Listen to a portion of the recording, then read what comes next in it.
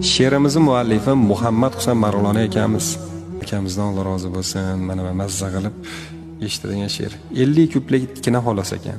Men buni aytayapmanki, davomini yozing deyapman. Dirna shiypan paxtalari qolib ketibdi.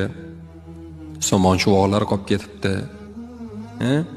Ko'mir yoqib o'tirishlar, sandal oyoqda tiqib sinib o'tirishlar. Uylarni avvallari hashar qilib qurardik. Kattalar so'kishsa ham xo'p deb jimgina turardik. Uyda bo'lardi oshlar, navbat bilan qilardik. Choyxona, restoranni tushimizda ko'rardik. Kirlar qo'lda yuvilib, kir mashina yo'q edi.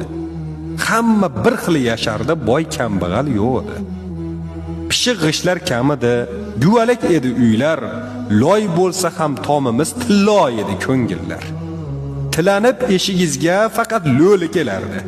Bitta non bersangiz ham rossa